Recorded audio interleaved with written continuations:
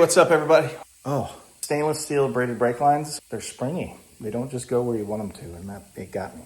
Anyways, welcome back to the garage. Man, with life being as busy, I don't get around throwing too much up. So let me show you guys why I thought it'd be good to make a video. Well, this one is specifically for my Van Steel offset control arm guys, all right? And it's not gonna be everybody. Matter of fact, it's probably gonna be early production of these, maybe a couple years ago, which you would have probably found out by now.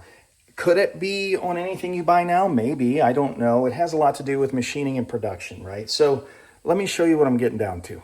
So this is what an offset control arm looks like, clearly, off the car. And they use these Johnny joints, which have a lifetime warranty, I think. And these things are pretty awesome. And anyways, what you're looking at is a practically normal bearing with a spring clip.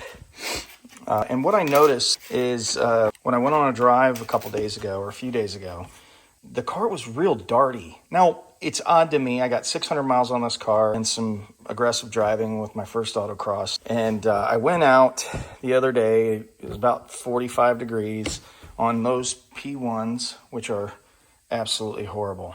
They use these Johnny joints, which have a lifetime warranty, I think. And these things are pretty awesome. And anyways, what you're looking at is a practically normal bearing with a spring clip.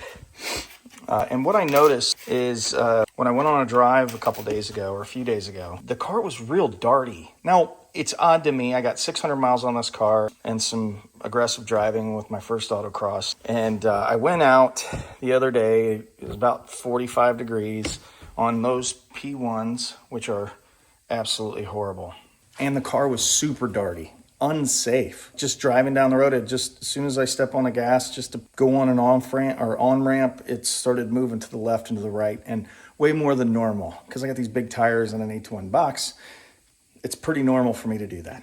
But this was uncontrollable, and it just shift. It would just step out, and I'm like, what is going on? I put the car on the lift, I come back here, and this is what I found. That control arm has, from the backside, it's enough to affect the toe on the rear tire. At speed, it explains a lot. Now, why it wasn't doing it before, maybe because it was warmer, I had more grip on the tires, it's not something I noticed, or maybe it is contributing to why the car has been so darty to begin with, and it was just amplified with the cooler weathers and no grip at all. Just letting out the clutch, the tires would spin.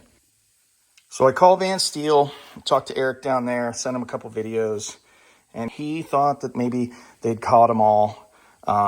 Because not a pressed in bearing, but this is machined. Obviously, this, I think it's a casting. Anyways, this bearing is pushed in here. This is the opening with a small little lip in here for the spring clip. And then the back side is closed off. All right, and they machined these just a little too deep.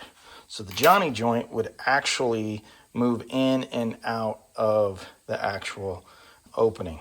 So the solution is, he thought I was only going to need one, but I've used two of them, both of these, and I'm tight.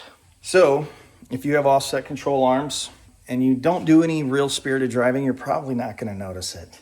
If you don't have big old tires, you're probably not going to notice it. But I can't imagine anybody that's doing what I'm doing not noticing it. But what I found also is there's not a lot of people running these. A lot of people are running the Ride Tech and all that other stuff, but I really enjoy these. I like them. I think it's good quality stuff. I think Van Steel's a great company. Actually, I got his electric e-brake setup coming for my car with the coilover setup, which will be really cool. I can get rid of the stupid cable that doesn't work and maybe be a little fancier and just actually have an e-brake that works instead of putting a wheel chock in front of the car every time I park it.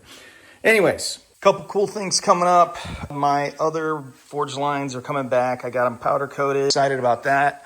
I've got this lower valance. This is kind of cool. This is basically me copying Danny Pop's lower valance.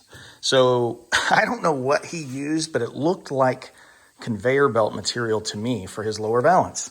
And so that's what I'm using. You can get this off eBay. I got a 10-foot piece that's 12 inches wide, and I cut it. And now I got this 5-inch lower valance, and it's pretty cool. It balances out the look of the car. All that stuff's good. So far, so good. Kind of doing the winter teardown bolt check, which I've already found a ton of stuff. I had a shock My upper shock bolt was about halfway backed out.